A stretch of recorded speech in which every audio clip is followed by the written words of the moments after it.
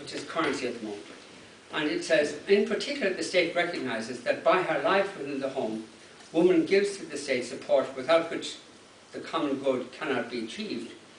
And it goes on to say, the state shall therefore endeavour to ensure that mothers shall not be obliged by economic necessity to engage her neighbour to the neglect of her duties in the home. And the state pledges to itself to guard with special care the institution of marriage in which family is founded and protected against attack. So, this belittlement of women, and it was understood as that, and the little girlies stay at home and the real people go out and get work. But, and there's a campaign now to get rid of this. But just before getting rid of this, first of all, this would seem to me to entitle women in the home to special favour by the state by virtue of the section of the Constitution. And by special favour I mean money, welfare from the state. And therefore for instance, the cuts in single mothers' allowances which occurred when she was Minister for Social Welfare, I think might be found to be unconstitutional. But anyway, the point I'm making is that yes, there is this ambiguity in the Constitution about private property, and it may be qualified occasionally by the common code. But there are three other elements of the Constitution to do with personal rights in the Constitution, the rights of the family in the Constitution, and the rights of the mother in the Constitution, which I think should legally trump all the other points in all the other issues to do with the private property. I know this is, I promise to bore you, and this is, but it seems to me that this is an important issue, and that we could be arguing, well, there's an entitlement in the Constitution to protect families and to protect women in the home and to help women in the home, and there's a requirement in the Constitution to protect the personal rights of the individual, and personal rights to shelter certainly is fundamental. And therefore, there is a constitutional entitlement to housing, I would add. What the government is presently doing is just something like 100,000 houses are needed in the next 2 years, and about 500,000 houses will be needed in the course of 10, 12 years or so. And even if they build 8, 9 or 10,000 houses, they're so far from dealing with the problem that, and there's no sense,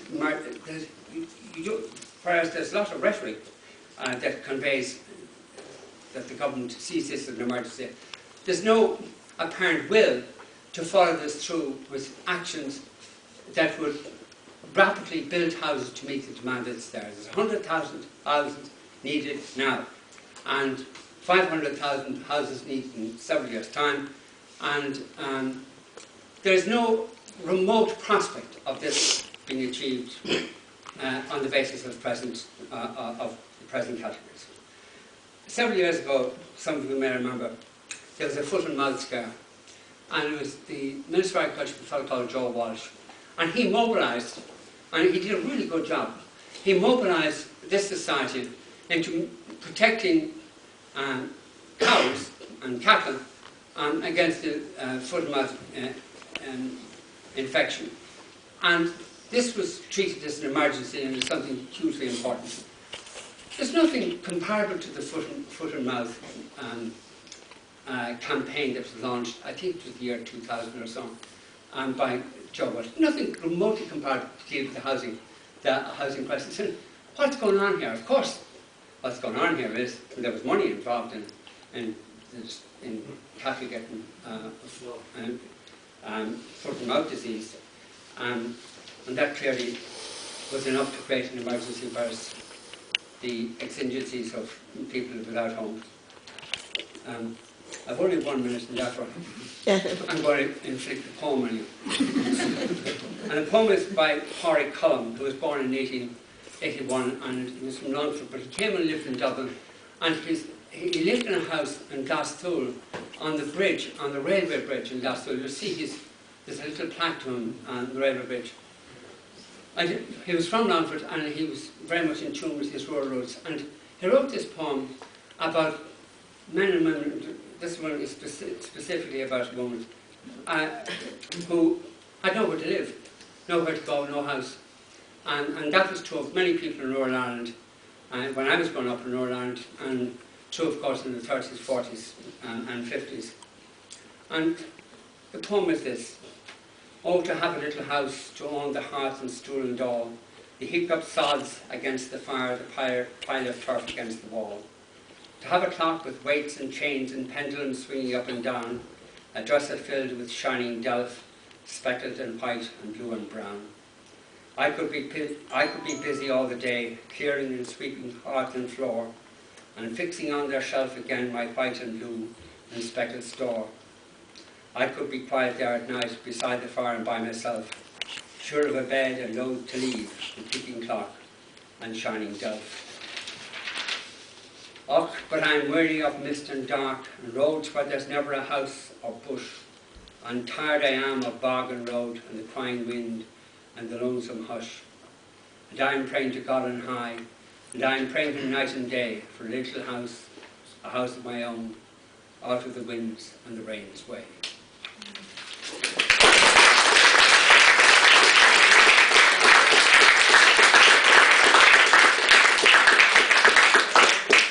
Thanks very much, Vincent. Thank you. Just for people who've come in late, there are some empty seats here if you want to kind of push in, and also to reintroduce Conor Reddy will speak next, and he's from the Take Back the City campaign.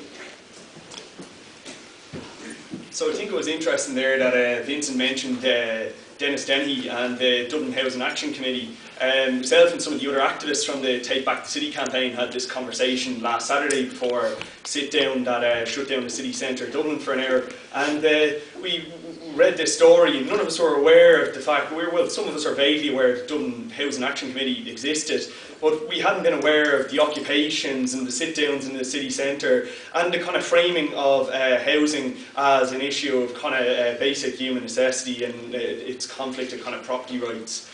So it's interesting to see how history repeats itself, and yeah, I think the movement that we've seen kind of grow around housing in the last several weeks has been somewhat of a whirlwind. We're now 48 days in, and there's a famous phrase from the Russian revolutionary Lenin: there's weeks where, or there's decades where weeks happen and weeks where decades happen, and I think that's certainly a fitting description of what the last few weeks have been.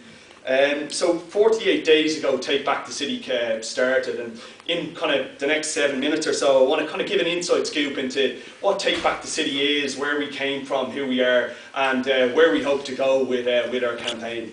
So when we began 48 days ago, we kind of began as a ragtag bunch of kind of different grassroots groups on housing.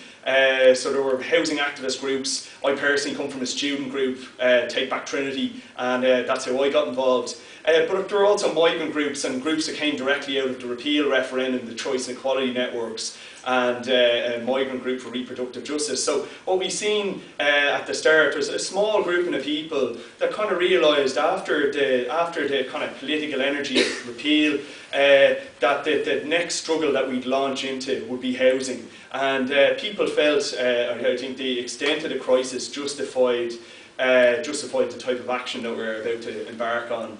Every avenue has been exhausted up until this point. We've had a number of kind of legislative attempts to resolve the crisis.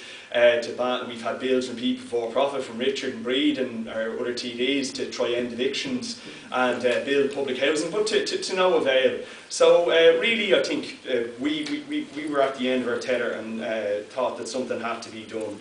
So at the start of the summer, kind kind of housing activists who had been around and involved in Apollo House 2 years ago started to regroup. Now, Apollo was a wonderful experience for everybody who was involved. It kind of captivated people's imaginations, and it was a really, really remarkable feat of of activism and human will that provided shelter for people at Christmas.